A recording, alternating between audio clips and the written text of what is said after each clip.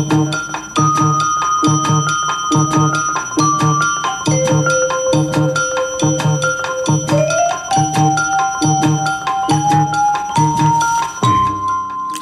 evening. It's Monday, September 14th. President Trump with a rare trip to California to view damage from the record-setting wildfires afflicting the state.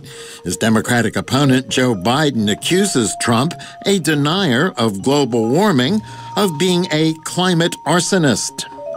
We know he has no interest in meeting this moment. We know he won't listen to the experts or treat this disaster with the urgency it demands. A worldwide record for COVID-19 cases in a single day, more than 300,000 in 24 hours. New rules preventing gatherings of more than 6 people go into effect in England, Scotland, and Wales in an effort to simplify directives meant to prevent the spread of COVID-19. Meanwhile, a federal judge in Pennsylvania strikes down coronavirus safety restrictions there, calling them unconstitutional. The mayor of Rochester, New York, fires the city's police chief in the reckoning over the in-custody suffocation death of Daniel Prude, and nearly $500 million newly available to work on the homeless problem in San Francisco. From Pacifica Radio, KPFA in Berkeley, KPFK in Los Angeles. This is the Evening News. I'm Mark Miracle.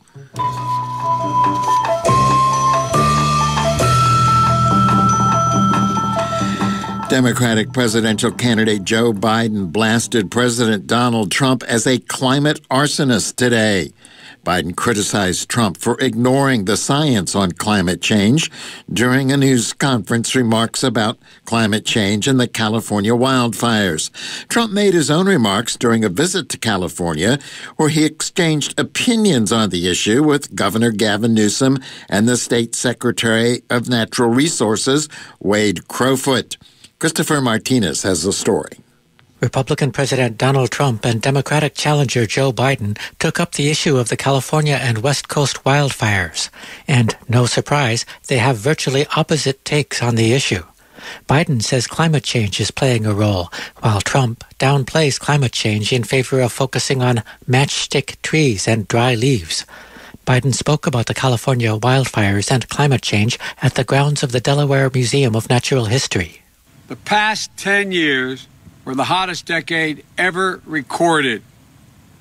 The Arctic is literally melting. Parts are actually on fire. What we're seeing in America, in our communities, is connected to all of this. With every bout with nature's fury caused by our own inaction on climate change, more Americans see and feel the devastation, whether in a big city, small towns, on coastlines, or in farmlands. It's happening everywhere, and it's happening now, and it affects us all. Biden used the occasion to also take a shot at Trump for fear-mongering. He blasted Trump for claiming integration is threatening the suburbs, whereas actually, Biden says, there is a different and very real threat. Wildfires are burning the suburbs in the West. Floods are wiping out suburban neighborhoods in the Midwest. Hurricanes are imperiling suburban life along our coast. If we have 4 more years of Trump's climate denial, how many suburbs will be burned in wildfires? How many suburban neighborhoods will have been flooded out? How many suburbs will have been blown away in superstorms? If you give a climate arsonist 4 more years in the White House, why would anyone be surprised if we have more America ablaze? If you give a climate denier 4 more years in the White House, why would anyone be surprised when more of America is underwater? President Trump made a rare visit to California, where he awarded the Distinguished Flying Cross to 7 California National Guard members for their rescue operations during the wildfires. Trump has expressed doubt about the issue of climate change, taking actions such as announcing that the U.S. will withdraw from the Paris Climate Accords. As for the California wildfires, Trump has said in the past that countries that rake up forest leaves don't have the problem that California has. In remarks after his arrival at the airport, Trump reiterated his opinion on the cause of California's wildfires. With regard to the forest, when trees fall down after a short period of time, about 18 months, they become very dry. They become really like a matchstick. And they get up, there's no more water pouring through. And they become very, very, they just explode. They can explode. Also, leaves. When you have years of leaves, dried leaves on the ground, it just sets it up. It's really a fuel for a fire. So they have to do something about it. Trump attended a briefing with state and local officials about the California wildfires. Wade Crowfoot is California's Natural Resources Secretary. He says a warming trend is having an effect on forests, and he says California wants to work with the federal government on broader issues of climate change science, though Trump maintains his climate change skepticism. That science is going to be key, because if we ignore that science and sort of put our head in the sand and think it's all about vegetation management, we're not going to succeed together protecting Californians. Okay. It'll start getting cooler. You just watch. I wish science agreed with you. Hey, well, I don't think science knows, actually.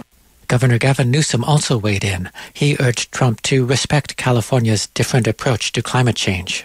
Something's happened to the plumbing of the world.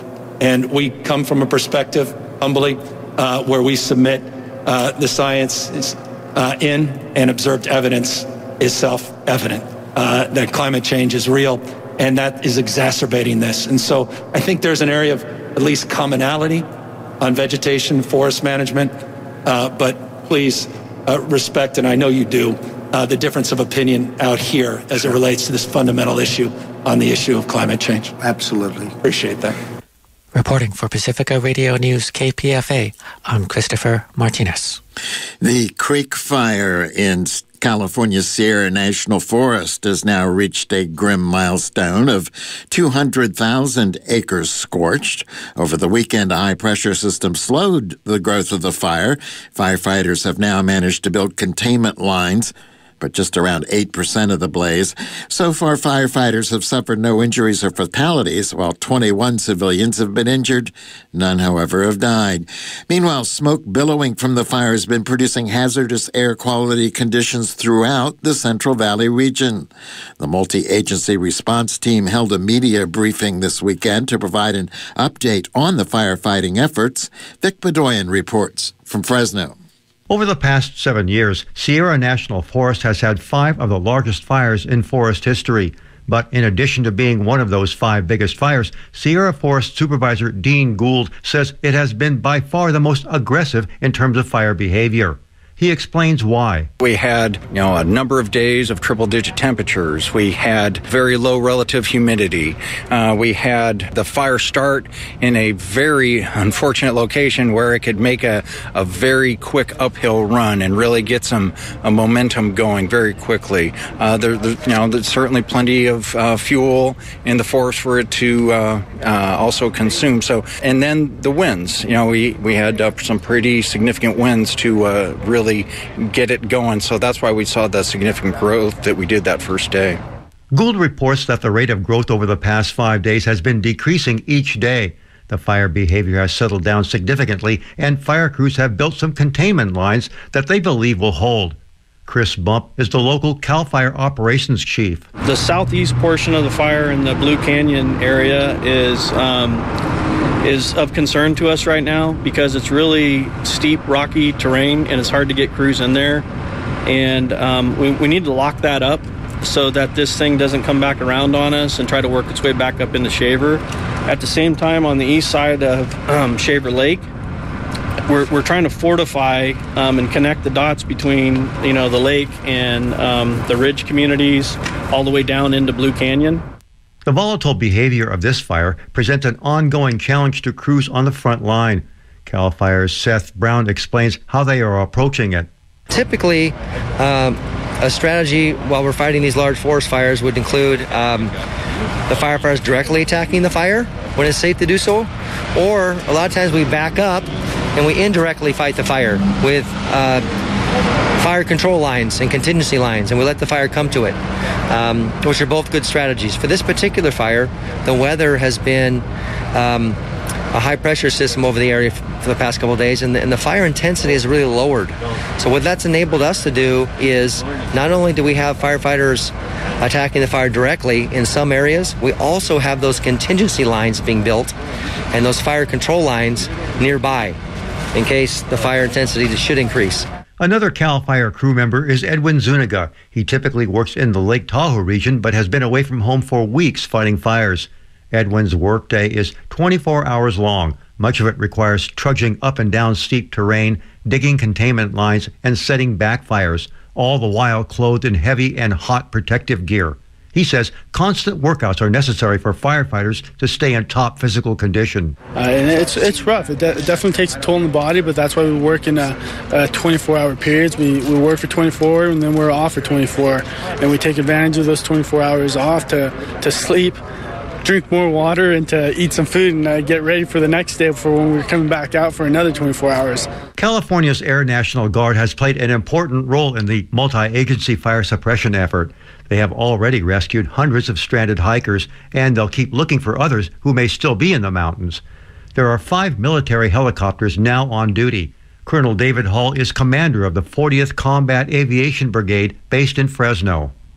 Primarily it's been a search and rescue role. As you know, we ended up effecting the rescue on at Mammoth Pools. Originally we did that with one CH-47, one UH-60 during the night. And in addition to that, we have additional helicopters that are assigned to this incident doing water dropping operations.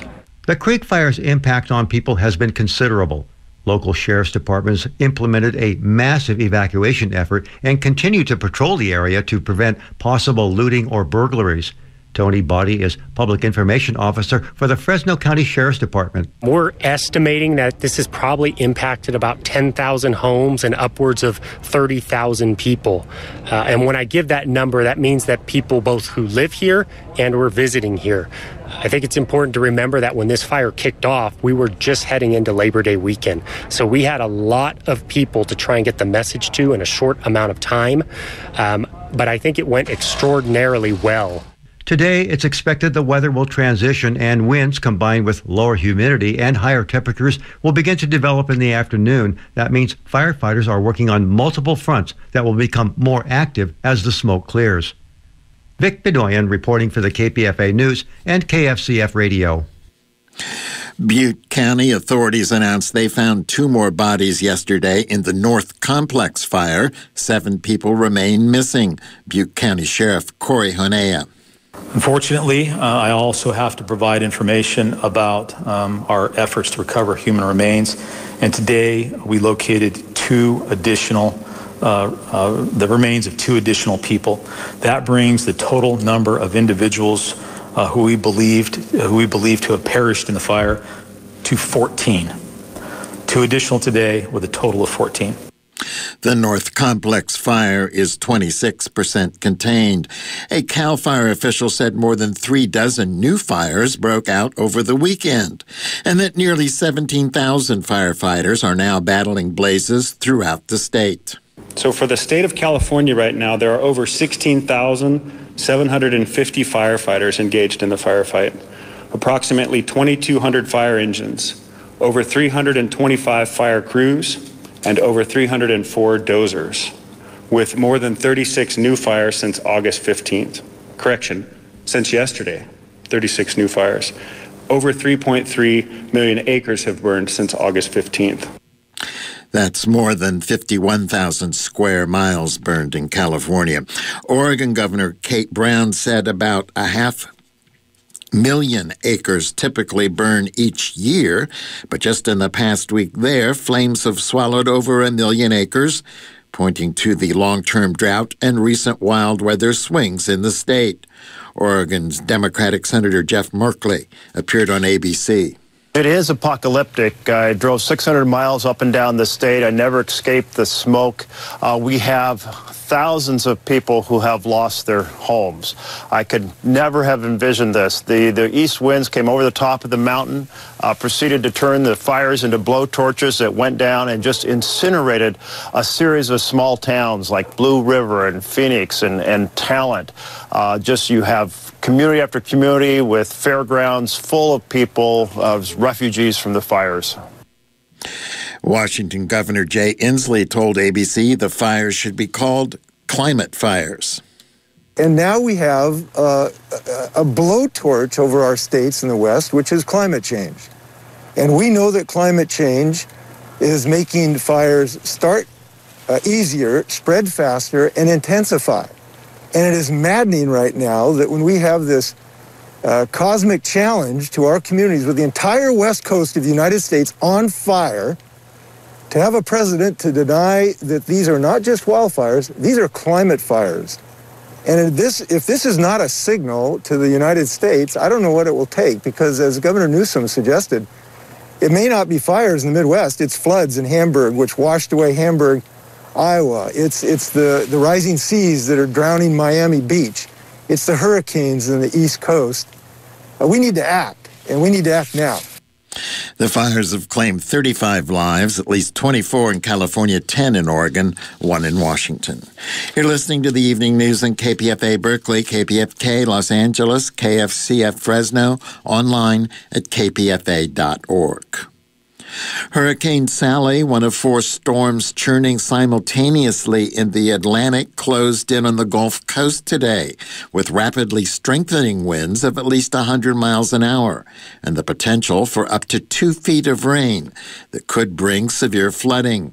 The storm was on track to brush by the southeastern tip of Louisiana and then blow ashore late tomorrow or early Wednesday near the Mississippi-Alabama state line for what could be a long, slow, and ruinous drenching.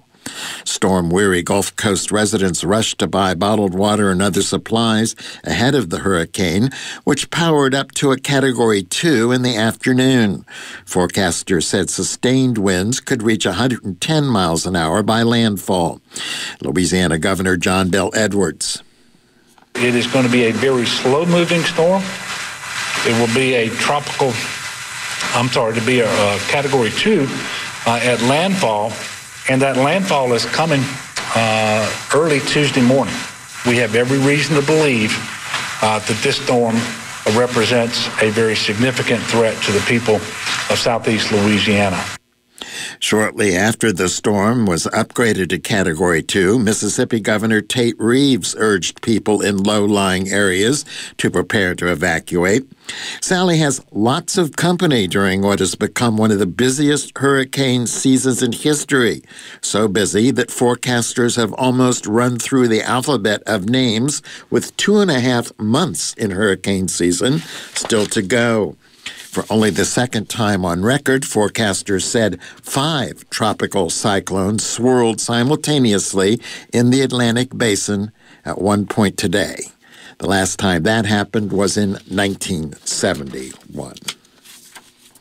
If Congress takes up a new stimulus bill to rescue the COVID-battered economy, groups fighting climate change say environmental policy should be part of it.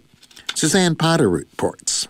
They're urging lawmakers to support job creation by funding projects to cut pollution, protect the ocean, and move the nation away from fossil fuels. Jean Flemma with the Ocean Defense Initiative says the pandemic response can serve as an opening for progress. This is an opportunity to begin the transition to a clean energy economy that will provide jobs, protect communities, and tackle the climate crisis while correcting inequities linked to environmental injustices and health disparities. The goal is to get to net zero emissions by 2050 in order to keep global warming under 1.5 degrees Fahrenheit. A recent Senate report suggests scaling up offshore wind, prohibiting new oil and gas development, working to decarbonize the shipping industry, and restoring coastal habitats like salt marshes that store carbon and protect towns from storm surge. Jennifer Savage with the Surfrider Foundation says sea level rise is a huge threat to California's future. One model from the U.S. Geological Survey says most of the Southland's sandy beaches could be underwater within 80 years. We are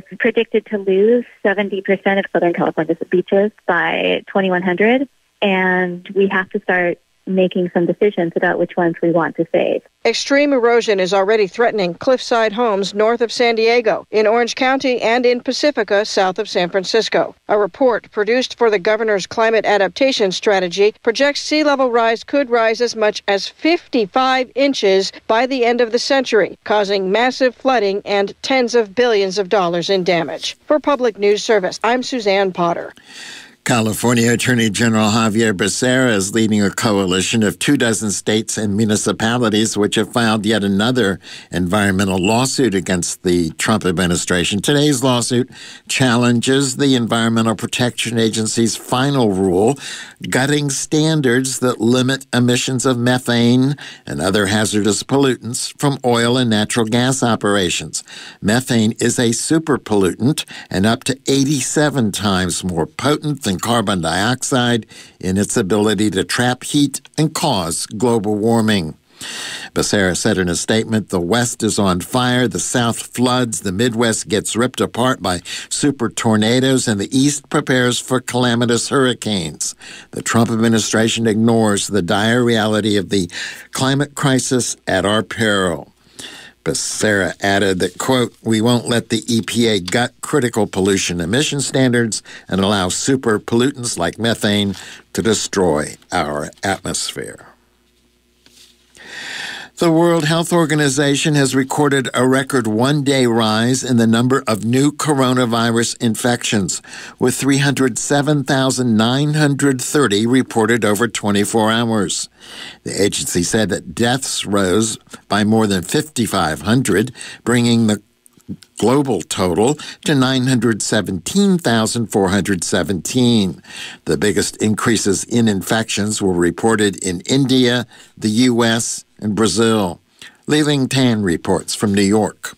The latest full-day tally of new COVID-19 infections hit a record high on Sunday, clocking more than 917,000 cases in a 24-hour period, according to latest numbers from the World Health Organization. India saw the steepest increase, with more than 94,300 people testing positive. The United States reported more than 45,500 new cases, while Brazil had nearly 43,800 new infections.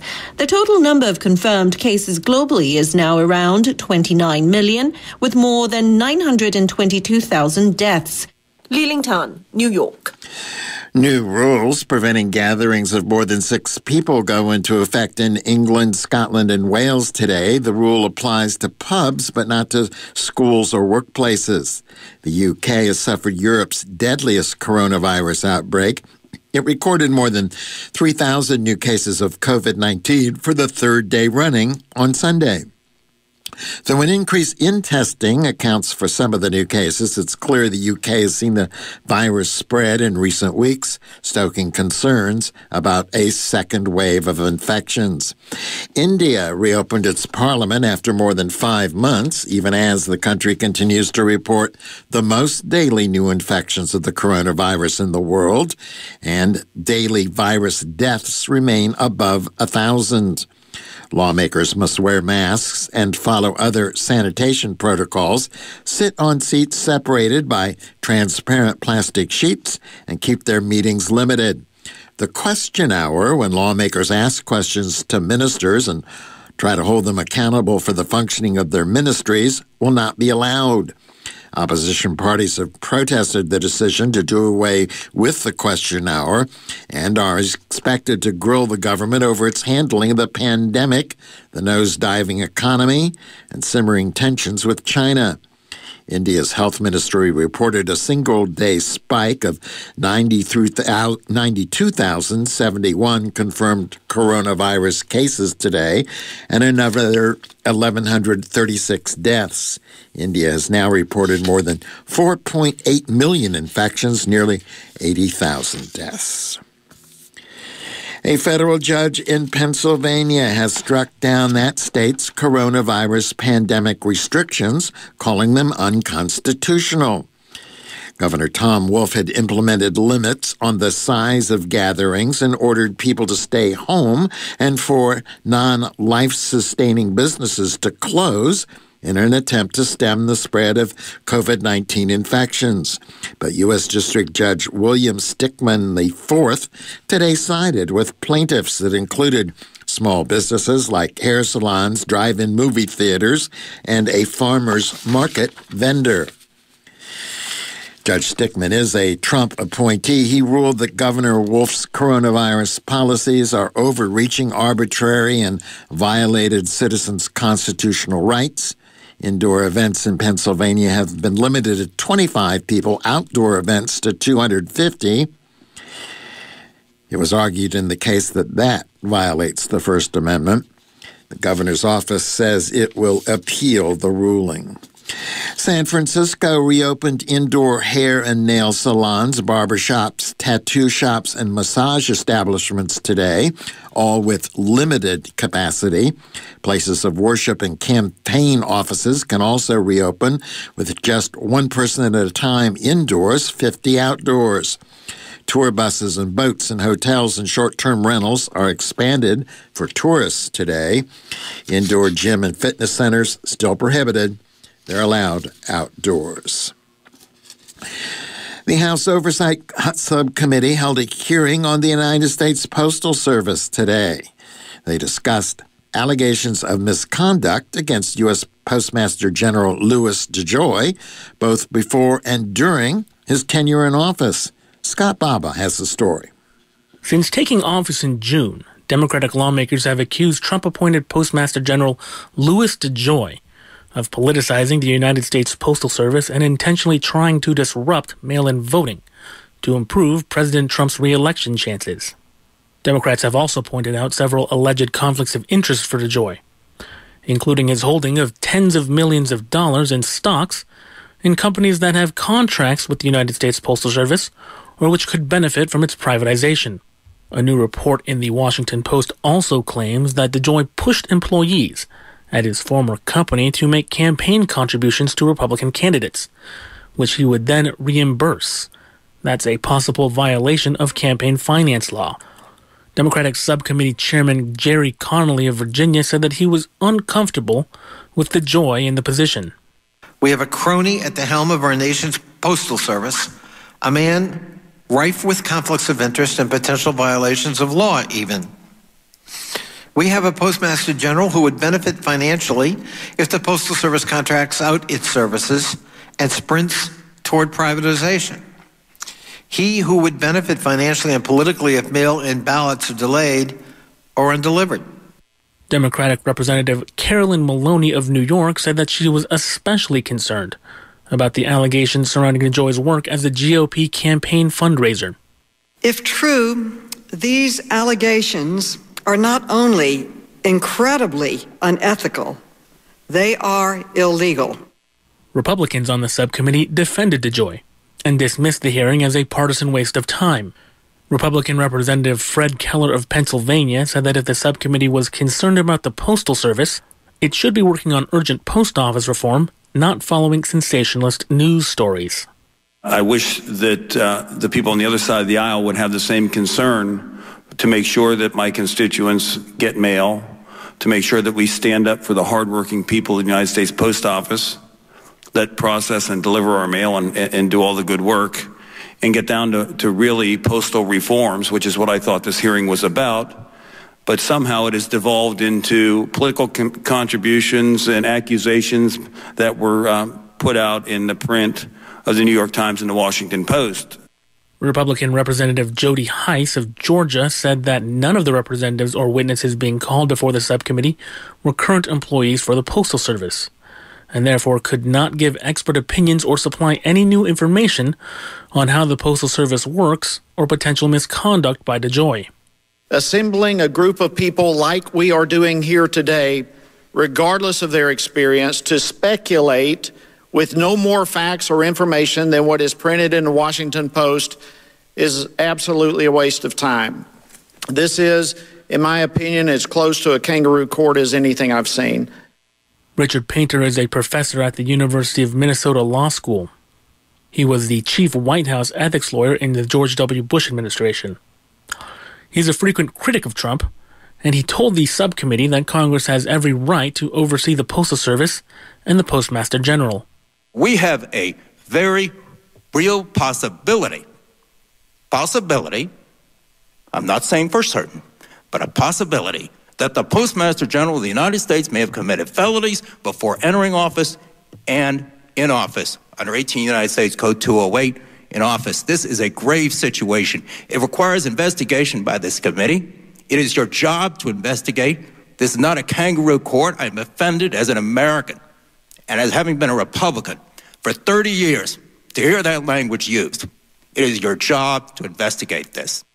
While the subcommittee does not have the power to remove DeJoy, President Trump said last week that he would be open to investigating and potentially removing DeJoy if it's proved that any laws were broken. I'm Scott Bob, Pacifica Radio, KPFA. The state of Colorado sued the U.S. Postal Service over the weekend, arguing that postcards being sent to every household in the country, encouraging voters to return their mail-in ballots early so they are sure to arrive in time to be counted, includes incorrect and misleading information about the way elections are held in Colorado. State election officials say the Postal Service refused their request to review the mailing in advance for accuracy.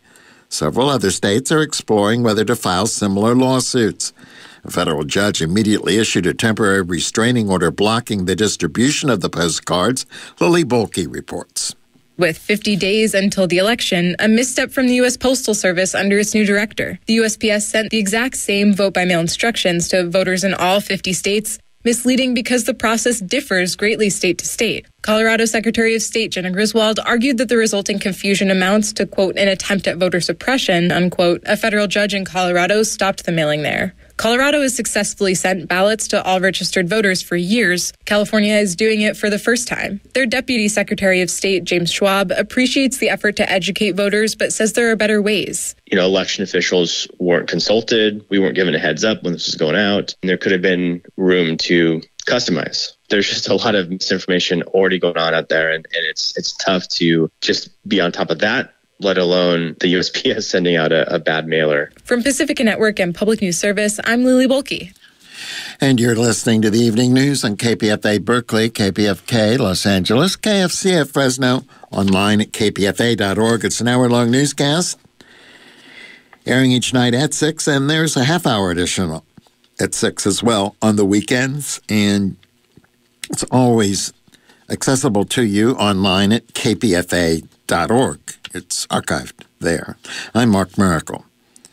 President Trump hosted his first indoor rally since June, telling a packed crowd of thousands inside Las Vegas last night that the nation was making the last turn in defeating the coronavirus. Most members of the crowd did not wear masks, with one exception. Those in the stands directly behind Trump, whose images would end up on TV, were mandated to wear face coverings. Last night's event was the first indoor rally since an event in Tulsa, Oklahoma, that was blamed for a surge of coronavirus infections there. Trump did not mention the pandemic's death toll.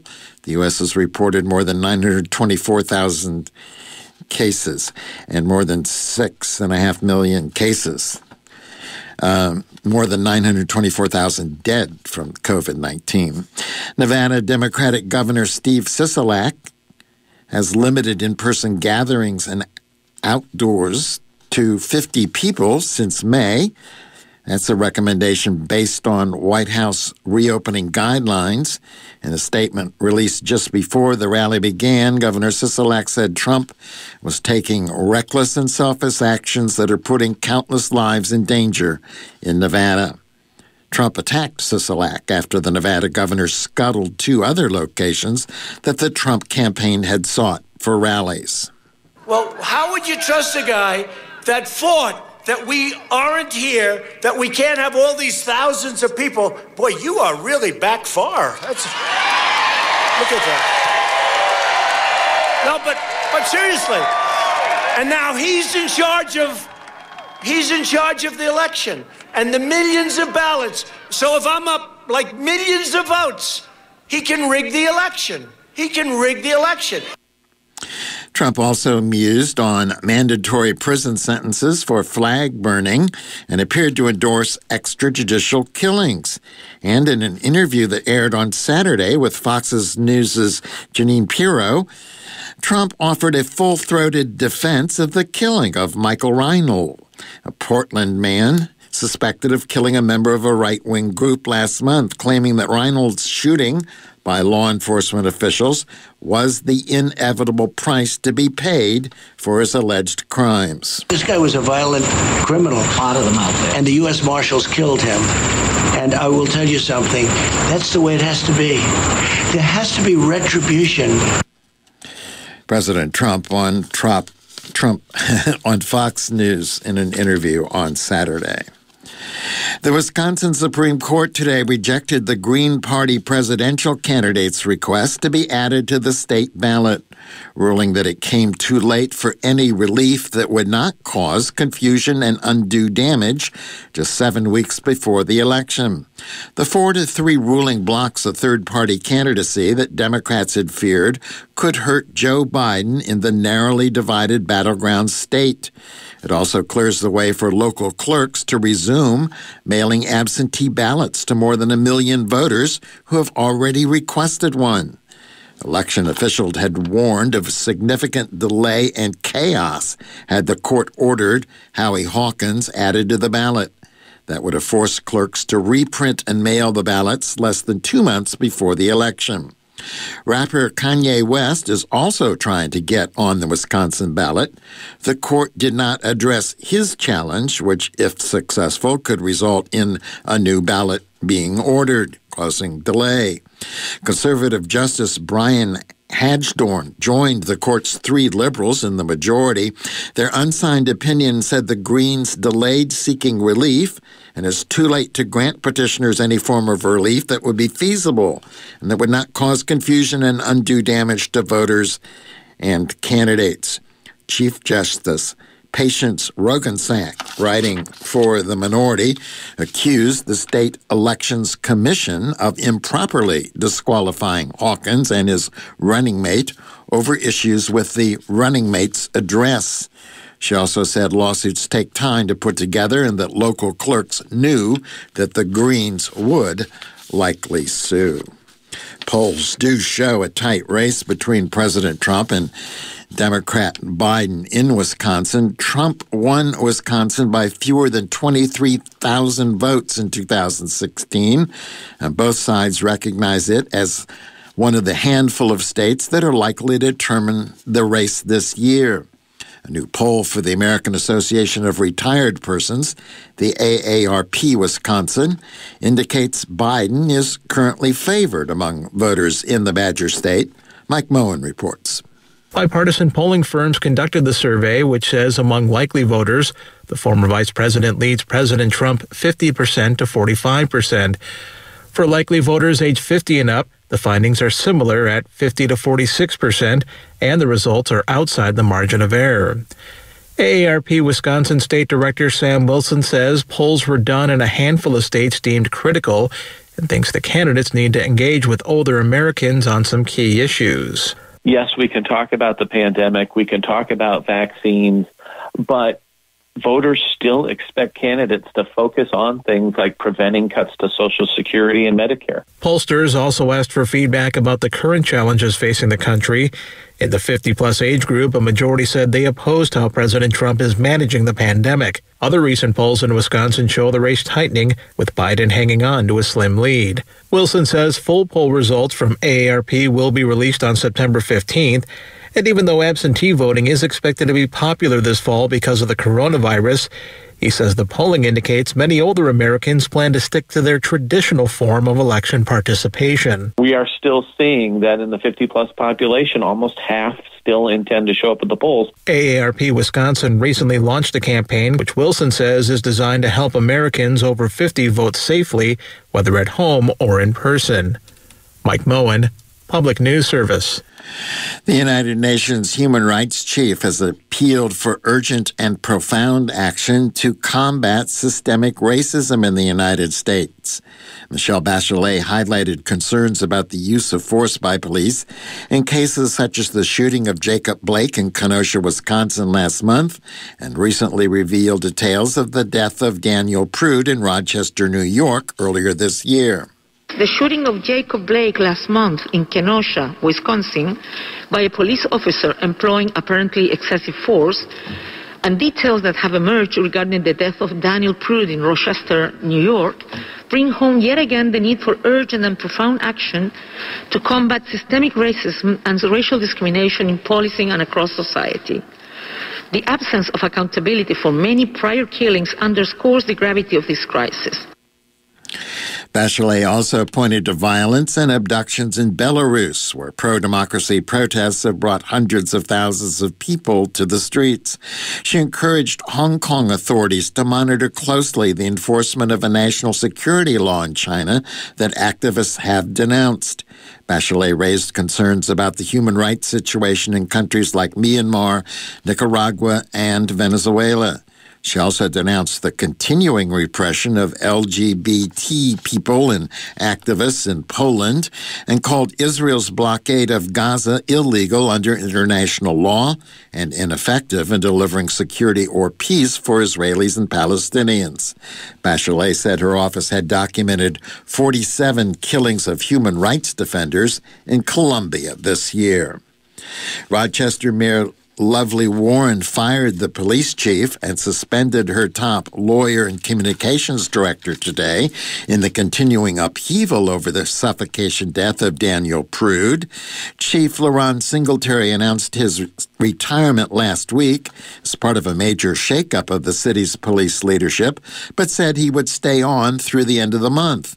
Instead, Warren said at a news conference that she had permanently relieved him while suspending Corporation Counsel Tim Curtin and Communications Director Justin Roche without any pay for 30 days, following a cursory management review of the city's role in Prude's death. This initial look has shown what so many have suspected, that we have a very pervasive problem in the Rochester Police Department, Mayor Warren said, one that views everything through the eyes of the badge and not the citizens we serve. Officers found Prude running naked down the street in March, handcuffed him, and put a hood over his head to stop him from spitting, then held him down for about 2 minutes until he stopped breathing. He died a week later after he was taken off of life support. His death has sparked nearly 2 weeks of nightly protests and calls for Mayor Warren's resignation after his relatives released police body camera video and written reports that they obtained through a public records request. Warren said the review had produced 8 recommendations, including that the city's Office of Public Integrity investigate whether she or any other employees violated city policies or ethical standards. The review by Deputy Mayor James Smith also recommended that the U.S. Justice Department conduct a review of the Rochester Police Department, including a review of all body-worn camera footage for use of force arrests over the past 3 years. Authorities are continuing the search for the person who shot and wounded 2 Los Angeles County Sheriff deputies in their squad car in an apparent ambush. The department announced a $100,000 reward for information leading to an arrest. Surveillance video shows a gunman with a pistol opening fire on the deputy's patrol car. A handful of protesters gathered outside the hospital where the injured deputies were being treated. Los Angeles County Sheriff Alex Villanueva says the deputies, a male and a female who graduated from the academy 14 months ago, are expected to recover. The video sparked reaction from President Trump, who responded on Twitter, "Animals that must be hit hard." Democratic presidential candidate Joe Biden tweeted, "The cold-blooded shooting is unconscionable and the perpetrator must be brought to justice." He said violence of any kind is wrong. Those who commit it should be caught and punished. A handful of protesters gathered outside the hospital. Videos from the scene recorded at least one person in the crowd yelling, "I hope they die." A radio reporter for KPCC, Public Radio Pasadena, who was near the protest scene, was shoved to the ground and taken into custody. The sheriff's department later tweeted that the reporter interfered with the arrest of a protester. The executive editor of the station, Megan Garvey, expressed outrage over the arrest and said her reporter appeared to be wearing her credentials and had shouted her KPCC reporter affiliation. You're listening to the Evening News on KPFA Berkeley, KPFK Los Angeles, KFCF Fresno, online, kpfa.org. Hey everyone, this is Brian Edwards-Teekert. And I'm Kat Brooks. Weekday mornings we host Upfront. 2 hours of conversation about what's in the news and what should be. Politics, technology. Prisons, police. What's happening in City Hall and at the State House. In Washington and in the streets. That's starting at 7 a.m., right after Democracy Now! On Upfront.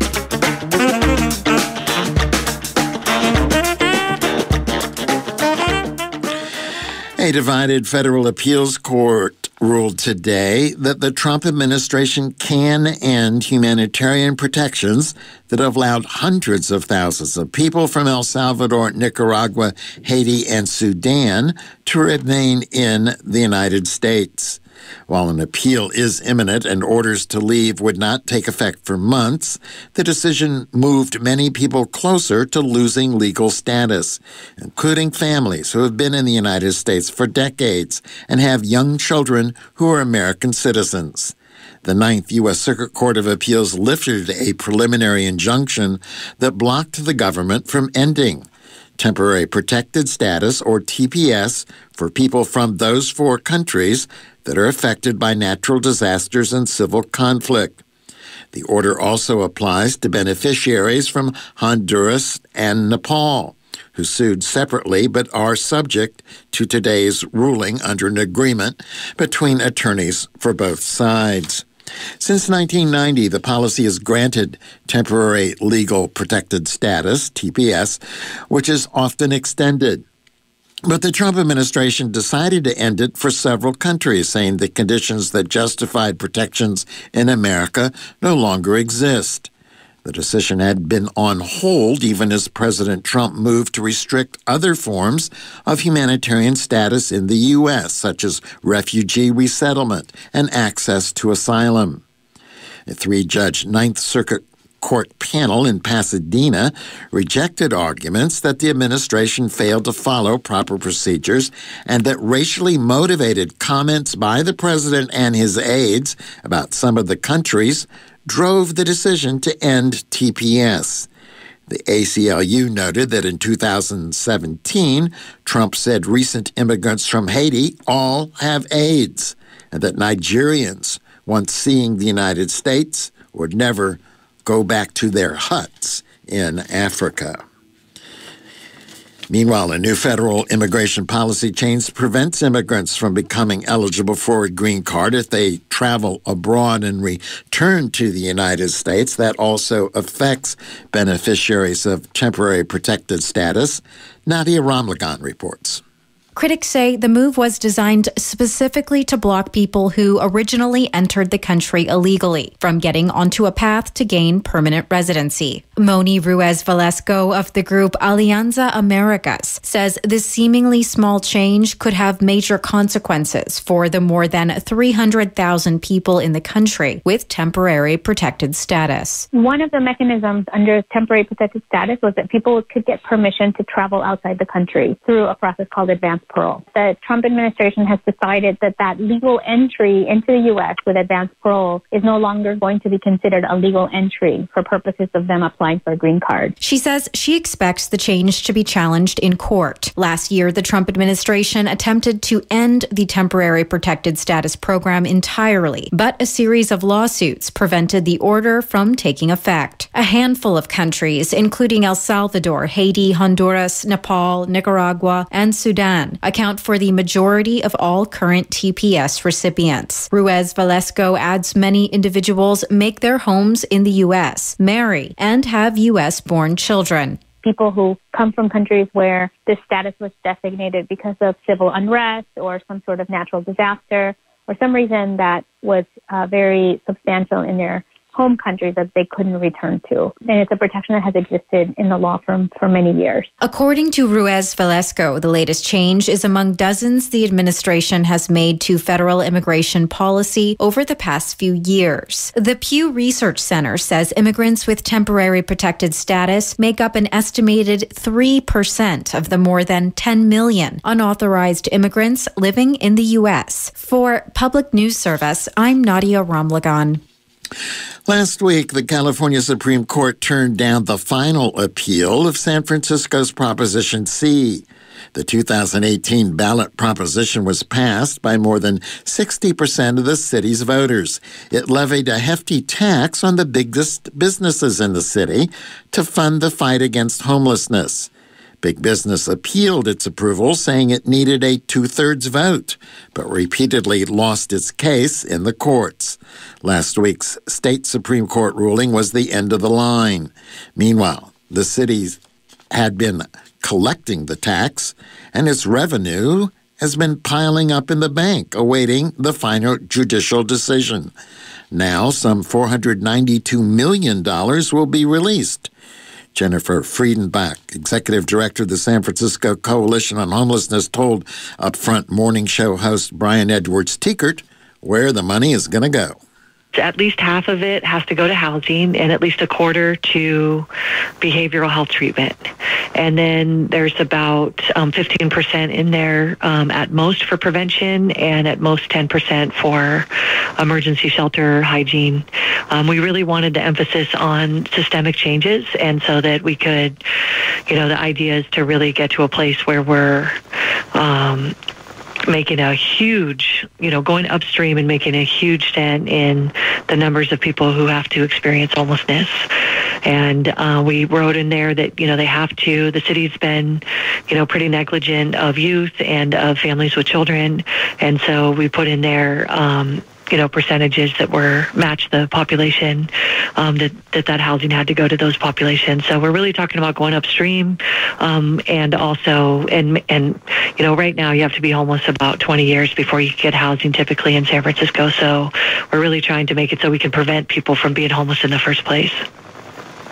How much of that's going to be spent directly by city agencies? How much is going to be contracted out to nonprofits, and who picks who gets the contracts? Well, so it was a citizens initiative, and it's got a citizens oversight body, but that doesn't supersede the chartered process for spending money in San Francisco. So there'll be the oversight committee will make recommendations on how the money should be spent, and that first meeting is next week. It's unfortunate it didn't meet earlier, but there was a lot of stalling on starting that up by the city. So we're having our first meeting. So that's going to be, that's going to have to move pretty quickly to make those recommendations. And then once those come out, the money, will be in reserve. And then the money can be released once the oversight committee makes the recommendations. And from there, it would go through a typical bidding process if it's going out to bid, or if it's a city, if it's a service that is provided by the city itself, they would go through their hiring process and whatnot. So there's kind of typical services inside the city, but mostly around homelessness. Almost everything gets bidded out. There is some behavioral health treatment services within that are run by the Department of Public Health, but those are not residential services. So almost all the residential stuff, the shelters, the housing, the the residential treatment and so forth, boarding care facilities. Hopefully we'll be able to buy some of those. Those all get bidded out to private entities. Prop C is expected to generate $300 million each year of continued funding exclusively for homeless programs in San Francisco. Taliban and Afghan government officials met for formal peace talks for the first time in historic meetings in the Gulf state of Qatar. Secretary of State Mike Pompeo attended the opening ceremony on Saturday. The U.S. overthrew the Taliban government in Afghanistan after the September 11th attacks in 2001. The Taliban had harbored Saudi national and al-Qaeda leader Osama bin Laden, who was the architect of the attack. The U.S. has been embroiled in a military conflict in Afghanistan ever since, marking this country's longest war. Abdullah, who heads Afghanistan's High Council for National Reconciliation, said in his remarks that the sides do not need to agree on every detail, but should announce a humanitarian ceasefire. His remarks were translated by Al Jazeera. We want all the people of Afghanistan to be reunited under one roof again, after more than 42 years of upheavals, aggressions, jihad, and resistance. Although narratives might differ, we all know what happened to us throughout these years and where we stand today. We now need to grasp this unique opportunity to move towards a new future that we can define together. The two sides will be tackling tough issues in the negotiations, which will include the terms of a permanent ceasefire, the rights of women and minorities, the disarming of tens of thousands of Taliban fighters and militias loyal to warlords, some of them aligned with the government. Taliban Mullah Abdul Ghani Baradar said the Taliban envisioned an Islamic system that embraces all Afghans. We have acted accordingly to all the points outlined in the previous agreement, and we are requesting the other side to act accordingly to those things that have been agreed to, so we can have this process without any problems. We want Afghanistan to be an independent, developed country, and it should have a form of Islamic system where all its citizens see themselves reflected. The Afghan negotiating teams are also expected to discuss constitutional changes and power sharing during their talks. Subsequent rounds of negotiations could be held outside Doha. Germany is among the countries offering to host future talks. Among the government-appointed negotiators are 4 women who have vowed to preserve women's rights in any power-sharing deal with the Taliban. That would include the right to work, education, and participation in political life, all denied to women when the Taliban ruled Afghanistan for 5 years on their own. The Taliban has said it accepted a woman's right to work, go to school, and participate in politics, but would not accept a woman as president or chief justice. Belarus's beleaguered authoritarian president visited Russia today in a bid to secure more loans, political, and possibly military support. The visit came as demonstrations against the extension of Alexander Lukashenko's 26-year rule entered their 6th week. An estimated 150,000 people flooded the streets of the Belarusian capital yesterday. Authorities brutalized and detained hundreds. Julia Chapman reports from Moscow. Alexander Lukashenko is seeking support from the Kremlin as he deals with an unprecedented crisis in Belarus. This will be the first face-to-face meeting of the presidents since Lukashenko won his 6th consecutive term in a result protesters say was rigged. In a recent interview to Russian media, Lukashenko warned that widespread protests could spring up in Russia if those in Belarus are successful. Last month, Vladimir Putin said a reserve police force had been set up that could be deployed to Belarus if necessary. Also on Monday, Russian troops will join planned military drills in Belarus. Julia Chapman, Moscow. The opposition is warning Russian President Putin that any agreements he may reach with Lukashenko will not stand. As Belarusian authorities continue to target the opposition with pressure and arrest, the United Nations Human Rights Council agreed to hold an urgent debate on Belarus. on Friday. The Berlin hospital treating poisoned Russian opposition leader Alexei Navalny says his condition is improved and he's now able to leave his bed briefly. The German hospital said that Navalny was successfully weaned off of his ventilator.